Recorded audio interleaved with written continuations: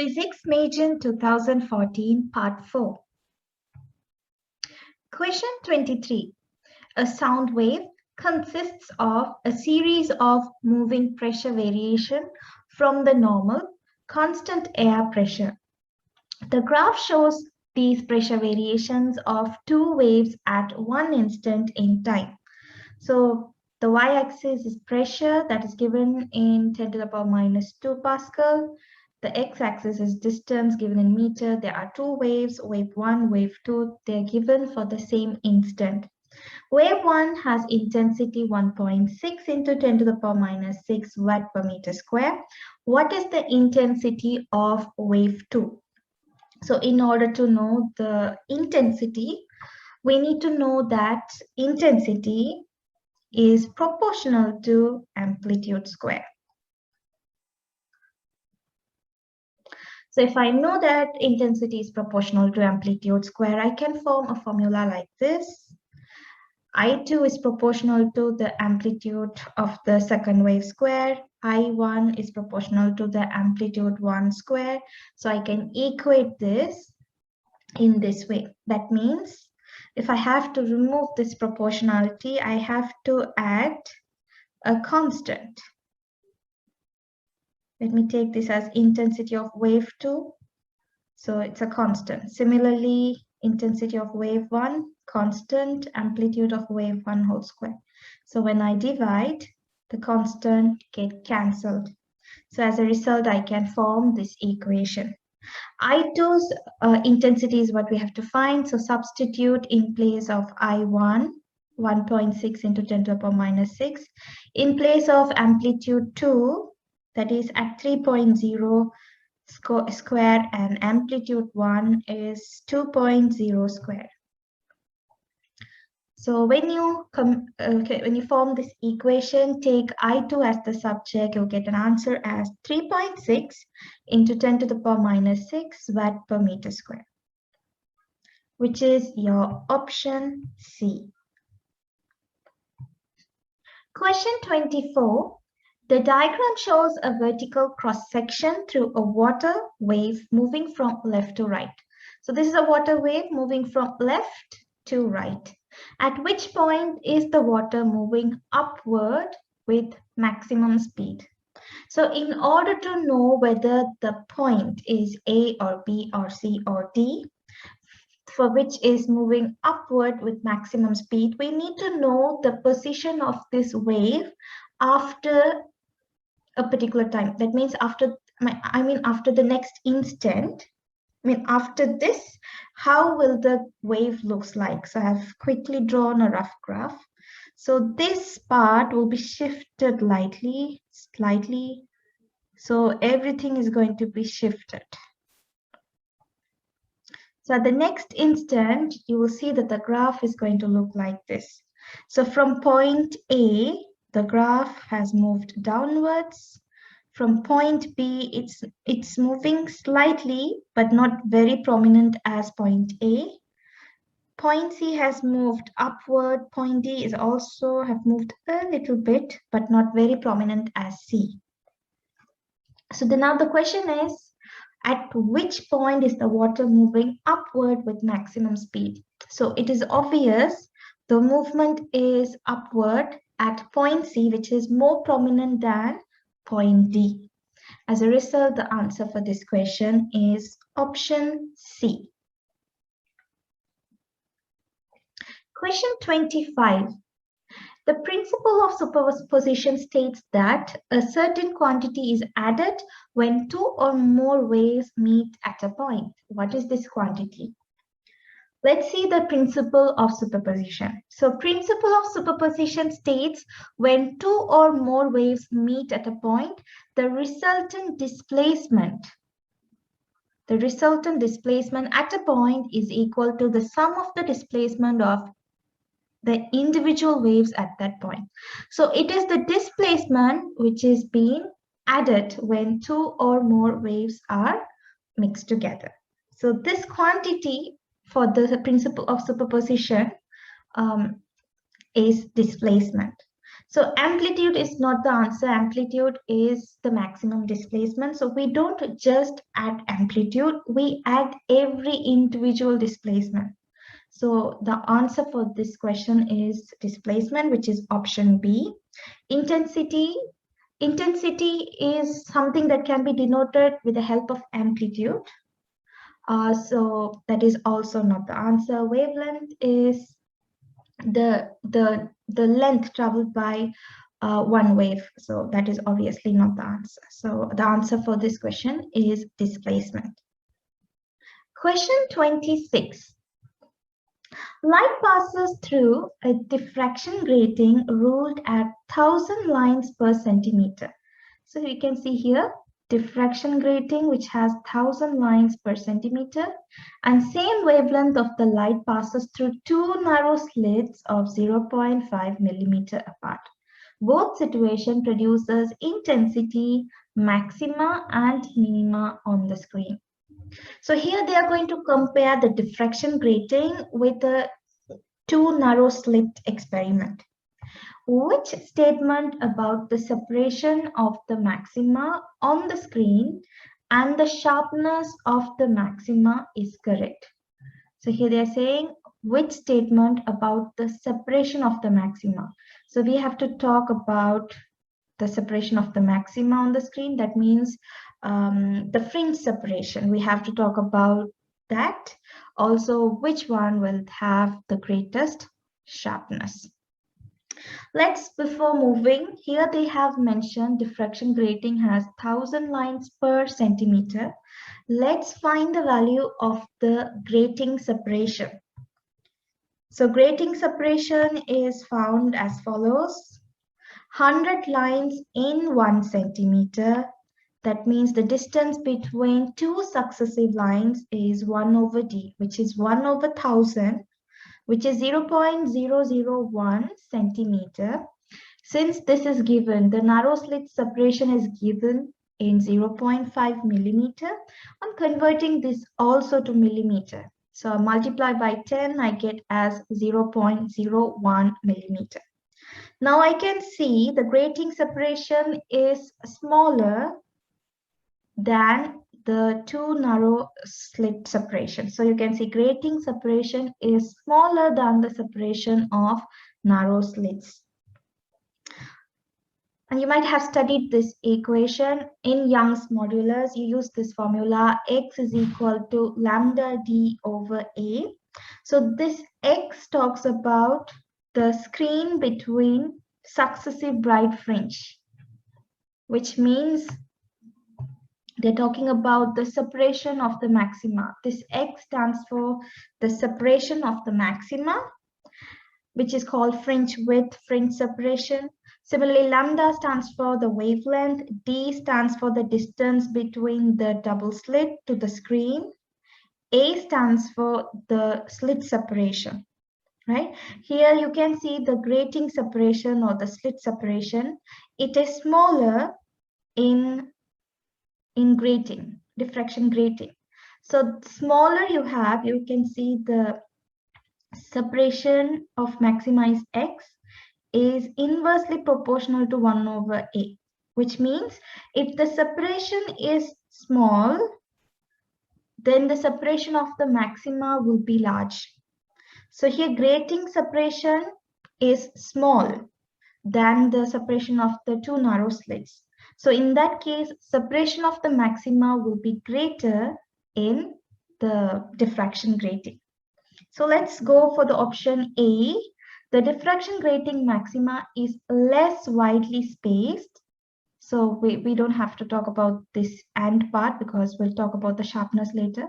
So it's less widely spaced, but we know that it is smaller, which means it's more widely spaced. So this is wrong. Here it is again less widely spaced.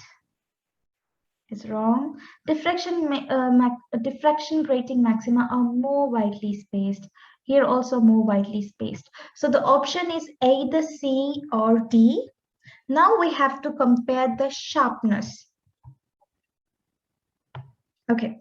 Now you know that grating has more slits than, excuse me, yeah, grating has more slits than two narrow slits. So grating actually works like a multiple uh, two narrow slits, so that there are many slits. So more slits means increased light passes through. So more light passing through means brighter interference pattern.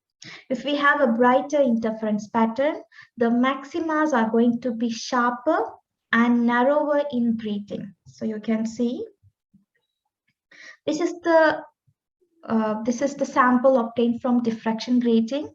You have a bright light interference pattern because more increased light are passing through because grating has more number of slits. And you can see they have a sharp lines. That means it's more sharp. Whereas this is the sample of double slit. They are not sharp. You can see the lights are broader.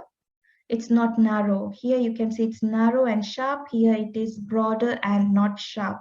So always diffraction grating will give a sharper image than double slit because it has more number of slits.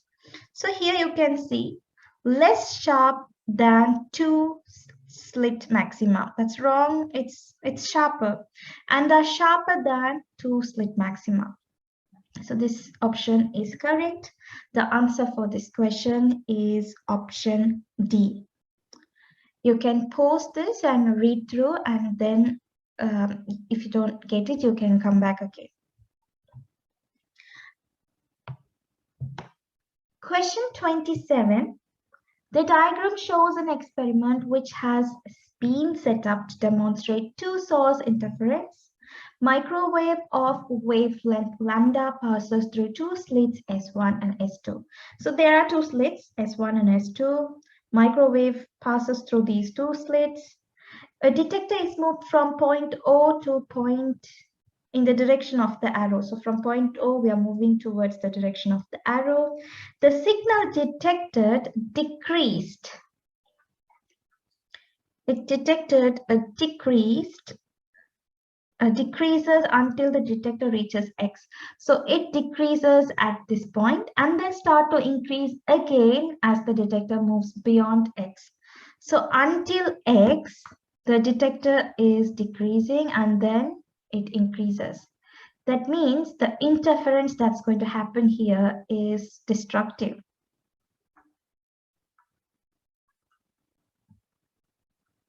If it's increasing, then it's constructive, but if it is reducing, that's destructive. Which equation correctly determines the position of X? Now we should know what is constructive interference, what is destructive interference. So constructive interference is obtained when the waves that meet are completely in phase, so that the resultant waves is of greater amplitude than any of its constituent. That means when two waves or more waves meet in phase, their amplitude will be added. And this happens when they have a path difference of 0 or lambda or 2 lambda or 3 lambda, so on. So here it's increased. Central will have maximum brightness because the central is always constructive, and then it decreases to destructive. Beyond this, it will increase. So this is why it happens. Destructive is when interference obtained when two waves meet are completely out of phase. So you will be subtracting their amplitude and their path difference will be lambda by 2, 3 lambda by 2, 5 lambda by 2, and so on. So in general, for constructive interference, the path difference will be n lambda. So 0 means you can take your values to be 0 means 0. If this n is 1, becomes lambda. If n is 2, it becomes 2 lambda, and so on. For destructive, it will be n plus half lambda. If this is 0, you get half lambda. If this n is 1, you get 3 by 2 lambda. If n is 2, you will get 5 lambda by 2, so on. Now at x is your first position to get your destructive interference. So here n is 1. So not n is not 1, n is 0 because this is your first destructive interference. The first one starts by lambda by 2. So if I take n is equal to 0, the first part is going to be lambda by 2. So here the path difference is the value S2x is greater. Sorry. If you subtract from S1x this length, you get your path difference as lambda by 2. So this will have a path difference 0. This will have a path difference, sorry, lambda by 2, then lambda, then 3 lambda by 2, 2 lambda, it goes on. So here the option for this answer is D. Question 28. 2 positive charges and 1 negative charge, all of equal magnitude, are set at the corner of an equilateral triangle. So we have 2 positive charges and 1 negative charge forming an equilateral triangle. Which diagram represents the electric field surrounded by the charge? When you quickly observe, you know that option C and D is not the answer because this type you will get it in magnetic field. When current carrying conductor passes through, magnetic field is induced in this pattern. So obviously question C and D is not the answer. Let's observe question A and question B. Positive charge, electric field will move from positive charge towards negative charge. So you can see they are moving out from the positive charge, radially inwards to the negative charge. So in both cases, they are correct. But you can see here, since the positive charges repel each other, this electric field is moving away from each other's electric field lines. But here they are moving towards each other. So which is incorrect. Since like charges repel, the electric field lines also should move away from them because electric field lines do not intersect or cross each other. So the answer for this question is option A. Question 29. 2 oppositely charged horizontal metal plates are placed in a vacuum. A positively charged particle starts from rest and moves from one plate to the other plate as shown. So this is a positive charged plate. This is the negative charged plate. The charge is positively charged. It moves towards the negatively charged plate.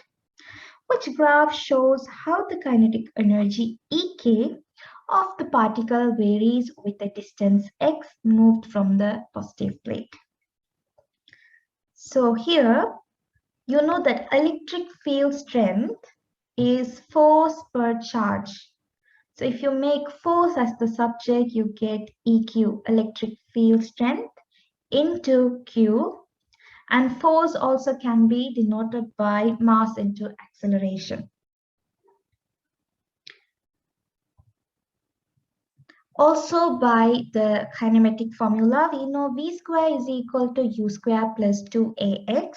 Here at first the charge is moving from rest. So the initial speed U is 0. So you can take V square is equal to 2AX. Now here they're asking about kinetic energy with respect to the displacement or distance. So what I'm doing, I'm multiplying both the side by m.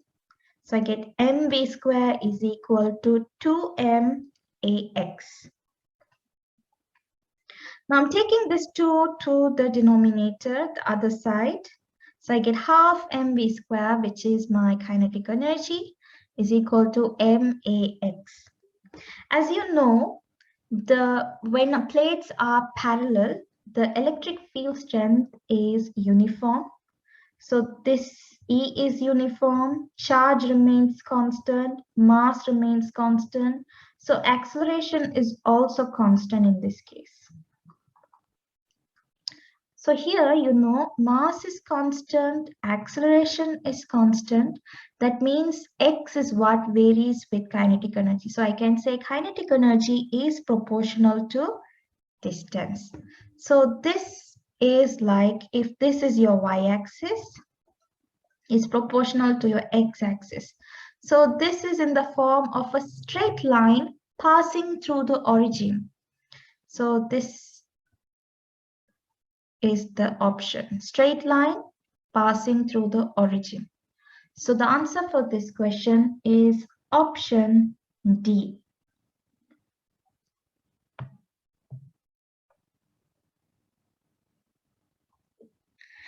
If you like this video, please like this video, subscribe to my channel, and press the bell button to get notified with new videos. See you in the next part. Bye-bye.